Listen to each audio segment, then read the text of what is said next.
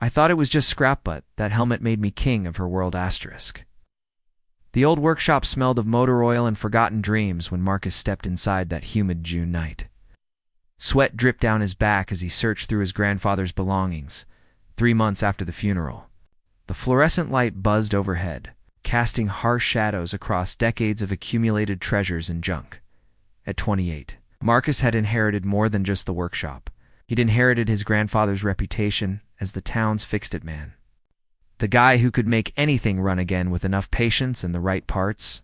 Tonight, he was looking for those parts, hoping to find something valuable enough to pay the mounting bills, buried beneath canvas tarps and forgotten projects.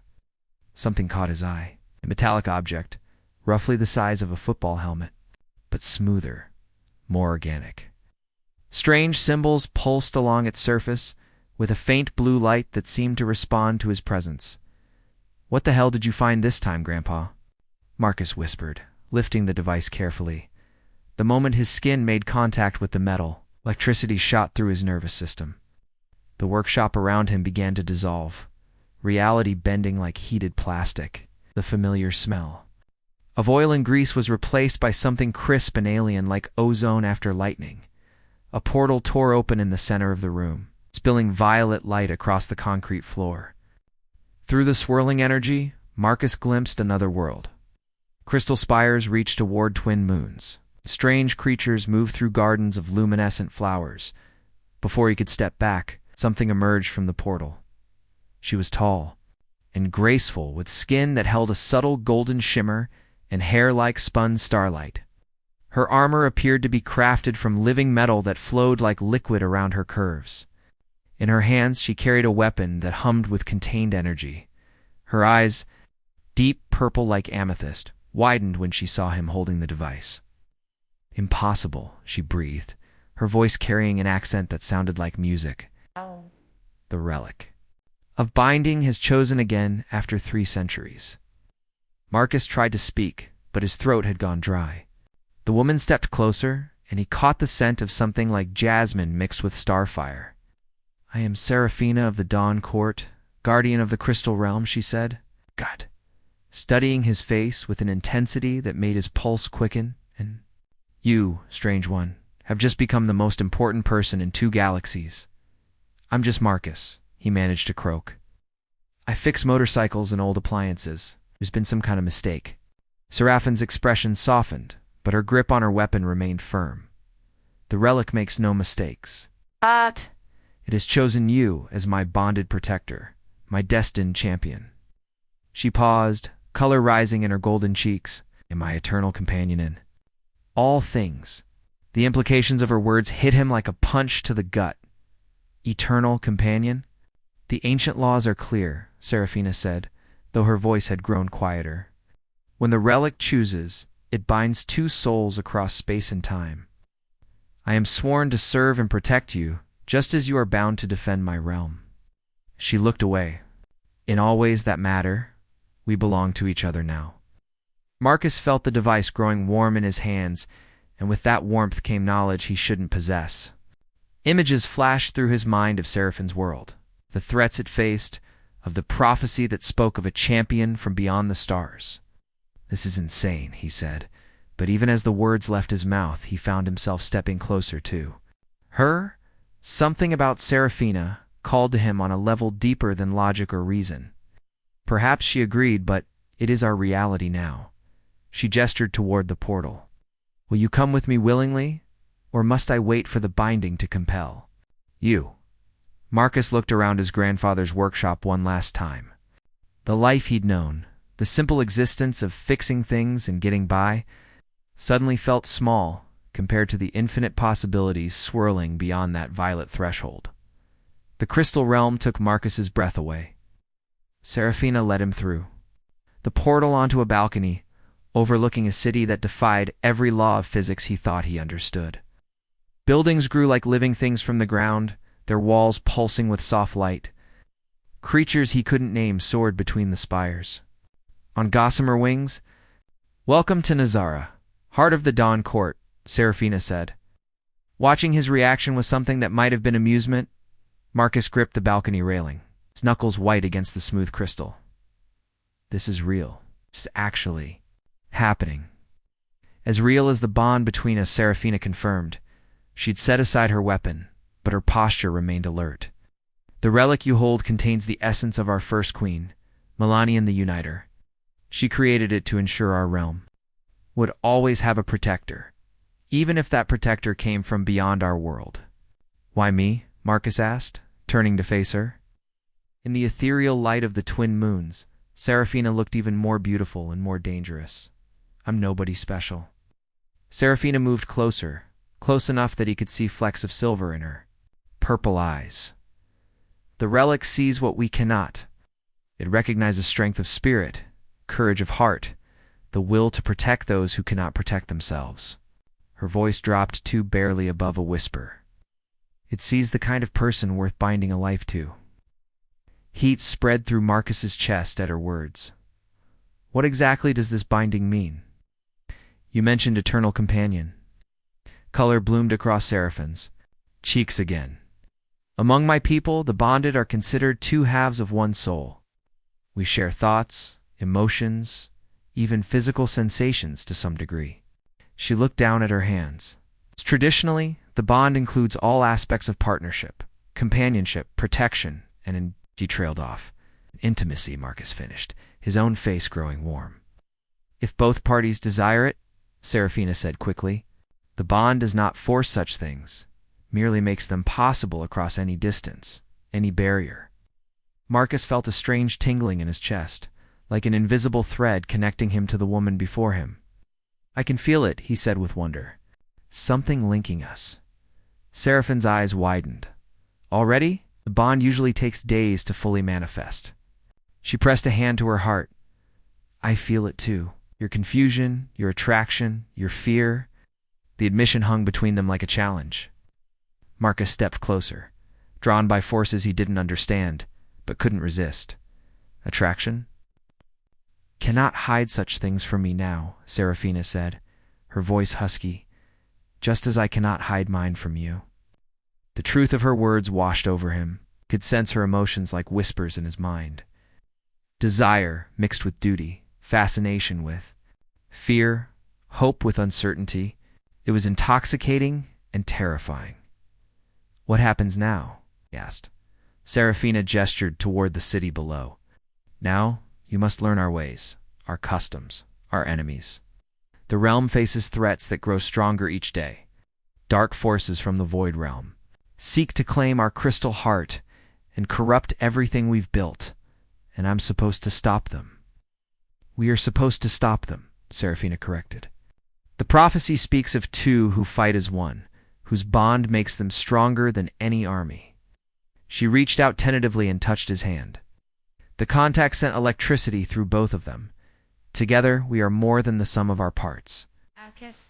Intertwined his fingers with hers, marveling at how right it felt despite everything that should have made it wrong. I don't know how to be a champion or a protector. I've never even been in a real fight. Then I will teach you, Seraphina said firmly. Swordplay, energy manipulation, tactical thinking. But first, you must understand what we're fighting for.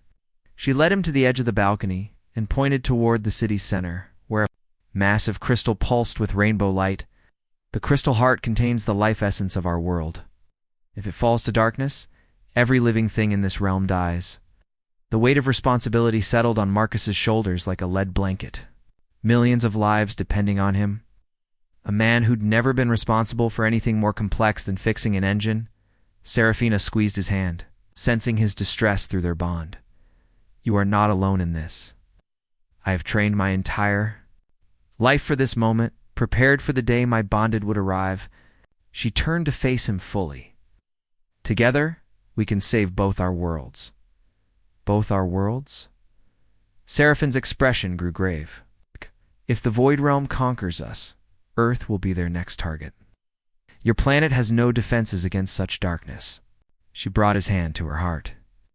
This is why the relic chose you, Marcus. You are not just my protector, but the guardian of all we hold dear. Dawn in the crystal realm painted the sky in shades of rose and gold that had no earthly equivalent. Marcus woke in chambers Seraphina had arranged for him, silk sheets softer than clouds against his skin. Through tall windows, he could see the training grounds where his new life would truly begin. Seraphina arrived as he finished dressing in the strange but comfortable garments she'd provided. Her armor had been replaced by flowing robes that showcased her elegant form. Her starlight hair was braided with crystals that caught the morning light. "Ready for your first lesson?" she asked, though her smile seemed forced. "Ready as someone can be for learning to fight interdimensional evil," Marcus replied. Through their growing bond, he sensed her anxiety.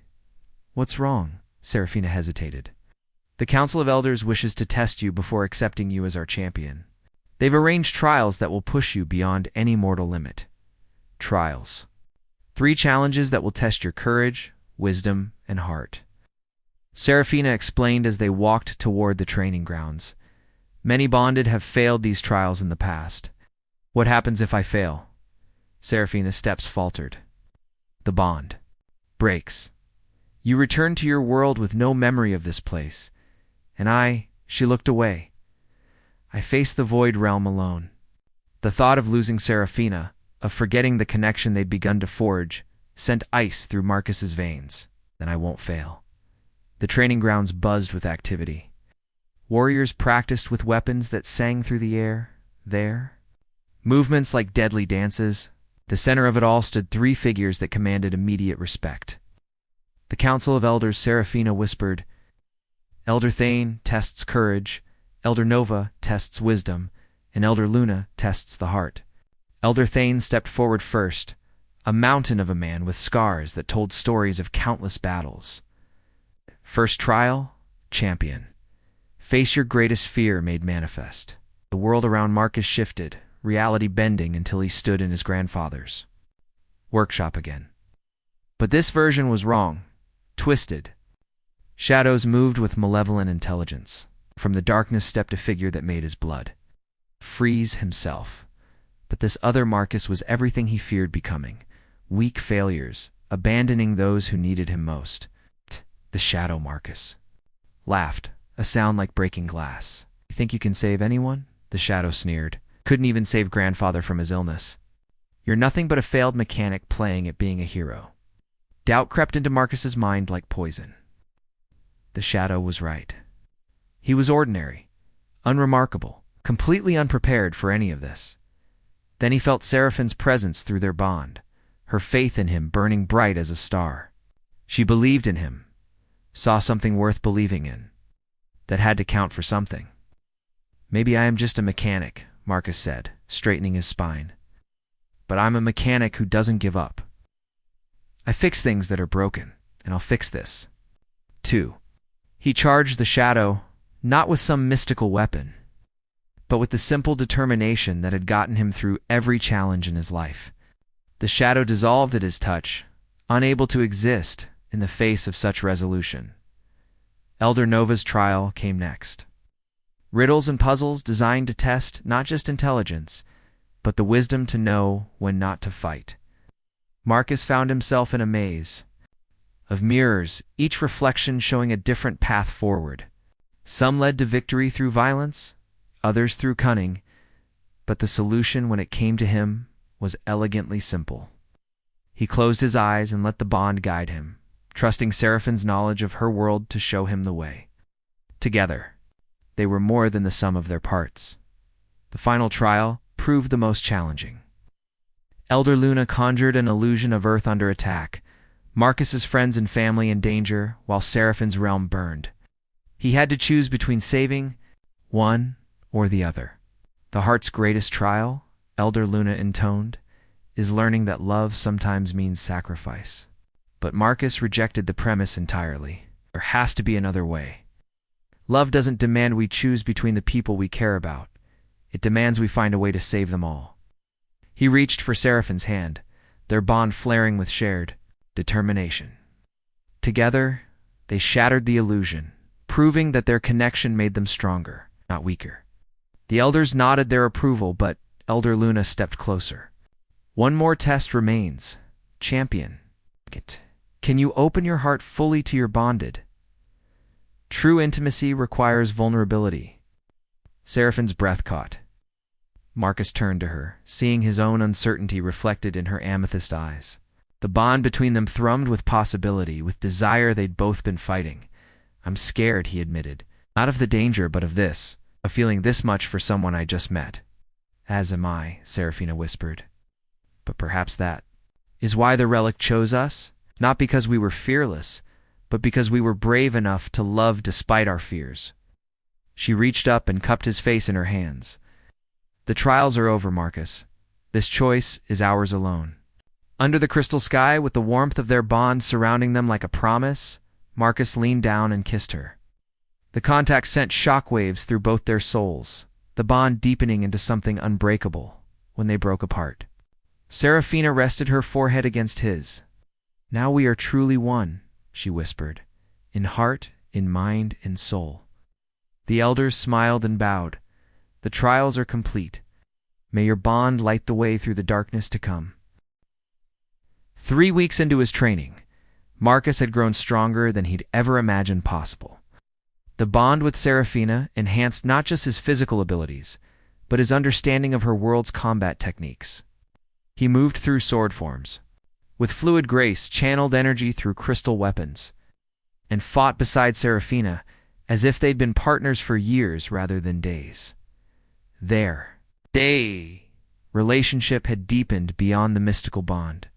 Stolen kisses between training sessions, quiet conversations under the twin moons, moments of intimacy that made the cosmic connection feel personal and real.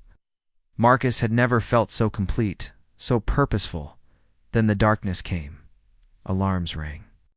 Through Nexira, as void ships descended from a tier in space itself, the vessels were wrong to look at, all sharp angles and surfaces that seemed to absorb light. From their hulls poured creatures of living shadow, beings that devoured hope as readily as flesh. "The Void Lord leads them personally," Serafina said, her face pale as she studied the enemy formations. "Korthok, the Soul Render. If he reaches the Crystal Heart, ... He won't," Marcus said firmly, checking his weapon. The crystal blade hummed with energy responding to his determination. "We won't let him." The battle for Nexira began at dawn. Marcus fought beside Serafina and her warriors, their bond allowing them to move as one entity split between two bodies. Where she went high, he went low. When she struck from the left, he was already moving right.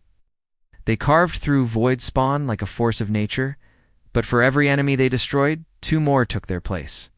The Void Lord's power seemed limitless, his army endless. The Crystal Heart Serafina gasped during a brief lull in the fighting.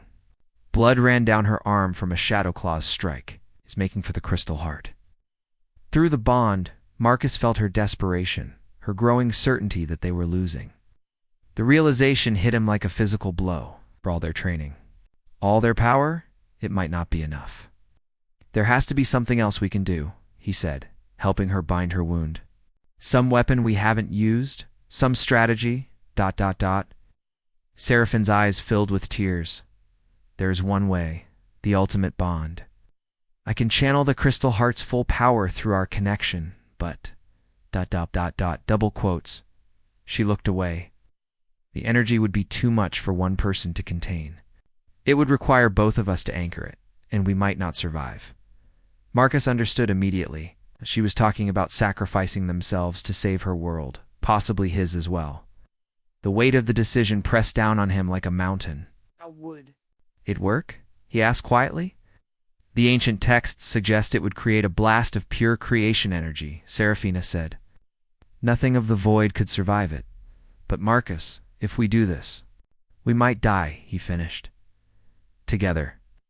Serafina nodded, more tears flowing down her golden cheeks. "I cannot ask this of you. Your world, your life there, ... Marcus took her face in his hands, wiping away her tears. "What life? Fixing motorcycles? In a garage that's not living, Serafina? This, right here with you, fighting for something that matters. This is the first time I've ever truly felt alive." "You would give up everything? For you? For this world? For the chance to stop that darkness from spreading?" Marcus kissed her forehead gently. Without hesitation, the Seraphine's arms tightened around him. "Then we face this together as we face everything." They made their way to the crystal heart chamber, fighting through waves of void spawn. The massive crystal pulsed with rainbow light. But darkness crept along its base where Korthok's influence touched it. The Void Lord himself waited for them there. A creature of living shadow and ancient malice. When he spoke, his voice was the sound of dying stars. How touching, Korthok sneered. The bonded pair arrives to witness the death of hope itself. The only thing dying here is you, Marcus replied.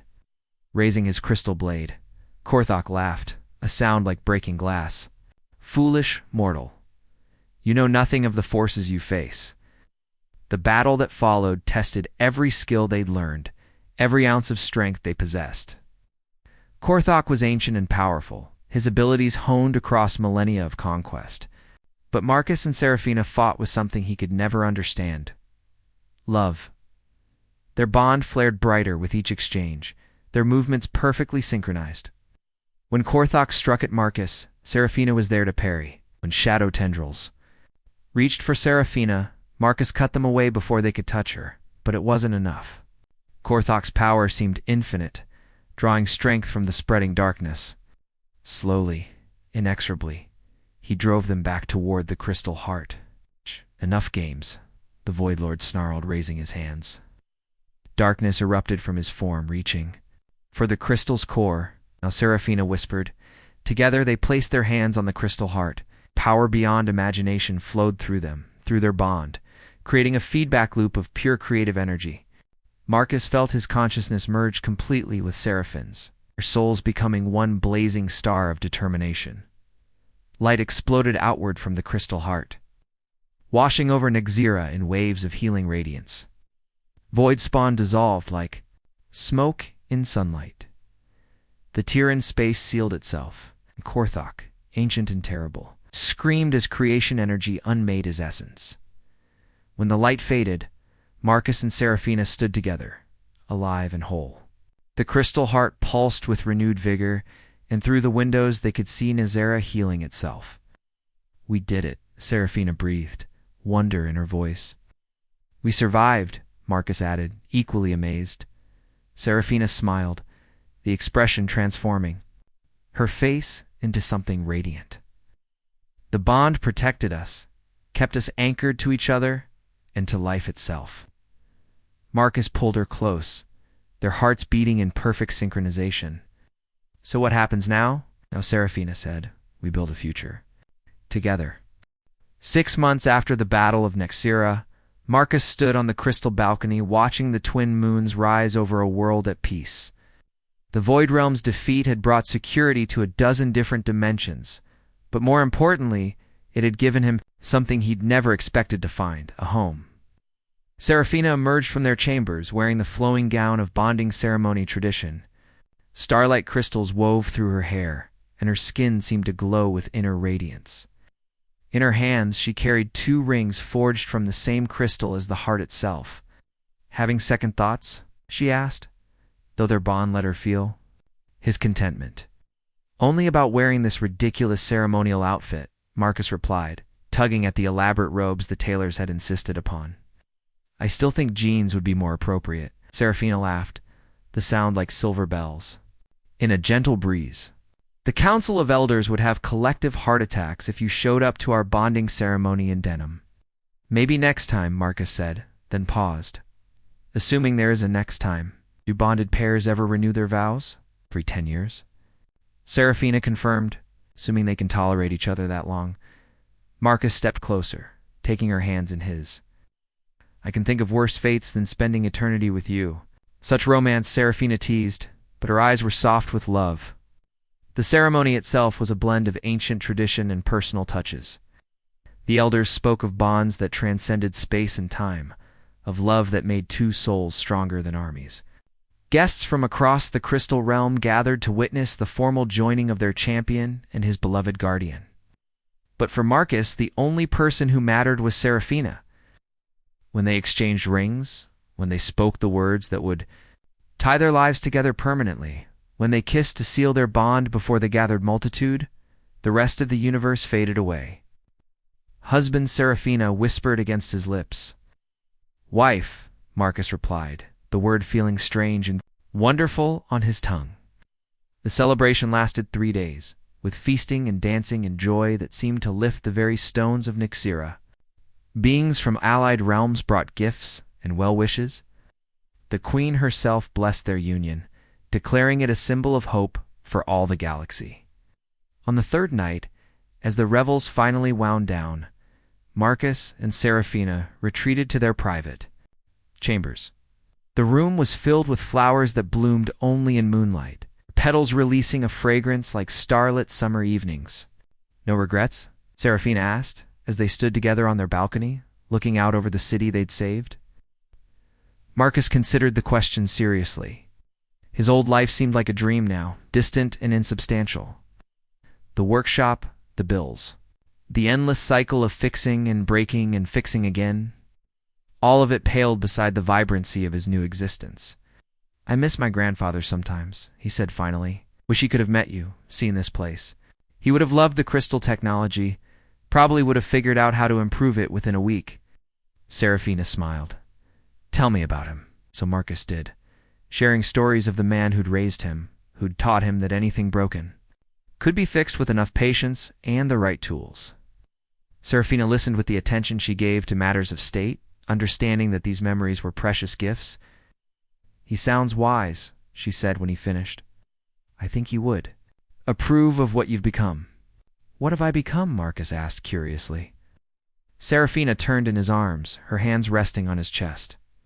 A protector, a leader, a man who chose love over fear, who sacrificed everything for people he'd never met. She rose on her toes too. "Kiss him softly. A hero. I'm just a guy who got lucky enough to find the right helmet in his grandfather's workshop." "No," Seraphina said firmly. "The relic doesn't choose randomly. It saw something in you that you're still learning to see in yourself." Her bond-deepened voice carried absolute conviction, courage, compassion, the strength to keep fighting even when the odds seem impossible. Marcus felt the truth of her. Words resonate through their connection. He was different now, not just because of the bond or the powers it had given him, but because he'd finally found something worth being different for. "What happens next?" he asked. "Now that the void realm is defeated, Nyxera is safe." Seraphine's smile turned mysterious. "There are other realms, other threats, beings who would exploit the peace we've bought with our victory." Her eyes sparkled with anticipation. "The Council has asked us to serve as interdimensional peacekeepers, traveling between worlds to prevent conflicts before they start. Together? Always together," Seraphina confirmed. "The bonded pair that saved Nyxera, bringing hope to the galaxy." Marcus grinned, already imagining the adventures that awaited them. "Sounds like a pretty good retirement plan for a small-town mechanic." "Retirement?" Seraphina raised an eyebrow. "Husband, our story is just beginning." She was right, Marcus realized. His old life had been an ending, a slow fade into ordinary obscurity. But this bond with Seraphina, this purpose they'd found together, this was the start of something magnificent. Under the light of twin moons, in chambers carved from living crystal, Marcus and Seraphina began their eternal adventure. Across the cosmos, other realms waited. Other threats gathered in the darkness between stars. Other hearts yearned for the hope that only love could provide. But for now, for this perfect moment, they had each other. And in a universe vast beyond imagination, that was everything. The relic of binding pulsed softly on its pedestal already, searching the infinite expanse of space and time for the next pair of souls destined to find each other across impossible odds. Love, it had learned, was the most powerful force in creation. And somewhere in a small workshop on a distant world, called Earth, another person was about to discover that the greatest adventures begin with the simplest choices.